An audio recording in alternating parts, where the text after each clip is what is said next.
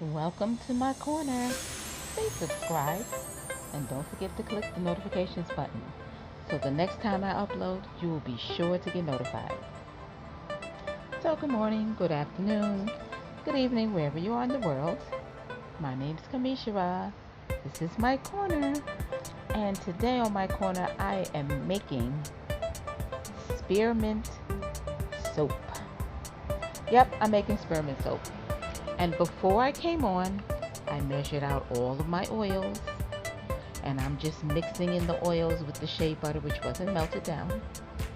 I've measured out all of my lye and all of the water that I need. When you're making soap, everything has to be measured out by weight, not by volume. So that all of that was done. Okay, so I'm just mixing my lye water into my oil solution, and I'm blending it all together. We want to blend until I get to a nice light trace. Okay, so we're going to pour off just a portion of it because I want this soap to have a nice little swirl to it. So the swirl is going to be green, so I'm adding to the portion that I poured off green clay.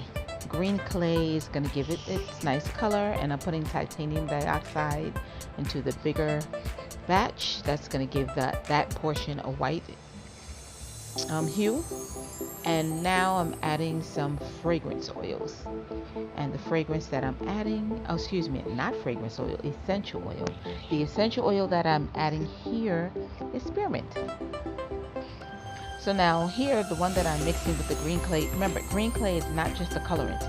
It is a material that helps to draw excess oils, to draw out toxins, to help draw out things from your skin. So when you have it in the soap, it's really good if you have combination skin or if you have excess oily skin. Titanium dioxide is here just used as a colorant, just so that the swirl can have a magnified effect. You can see the swirl a lot better when the color is more, when the base is more white that you're putting the colorant in.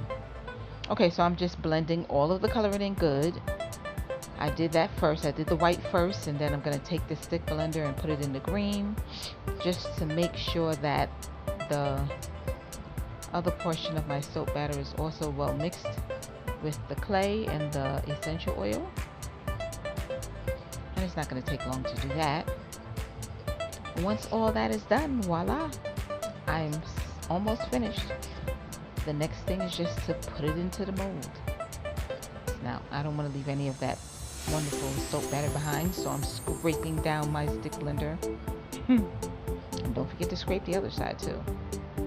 Yes, soap gets caught up in there, a lot of soap. So we don't want to leave that goodness behind. Alright, so scraping down our, wiping off the table, scraping down our bowls that are holding everything. Okay, getting a different spatula to use for the white. And now only thing left to do is to pour it into the mold.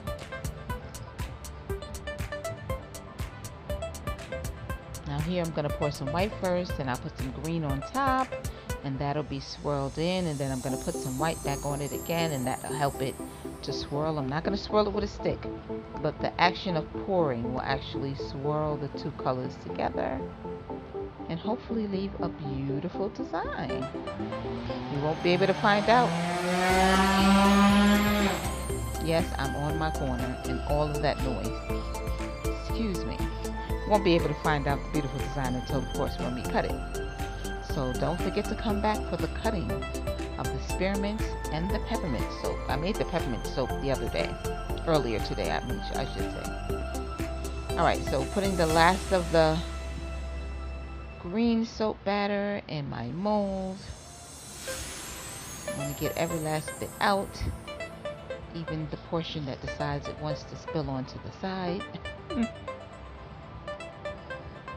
Leaving nothing behind. And then we're going to do the rest of the white.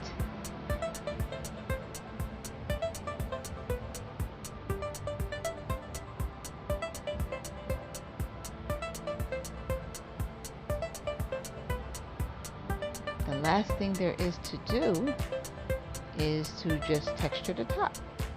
Once I get all of this good soap batter in my mold, and this is a different type of mold. This is the first time I'm using these molds, and it should make a nice tall and skinny soap when I cut it, so it'll give me a different shape, but it's the same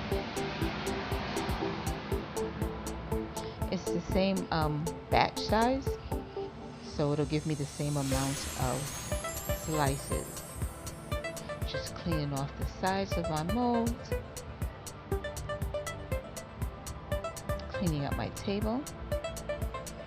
Last thing I'm going to do is texture the top. Now I had already textured it off camera, but I'm just fixing this one side to make it more like what I want it to look like.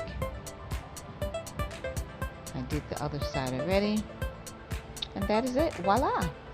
Thank you guys for watching, and I will see you on the next video.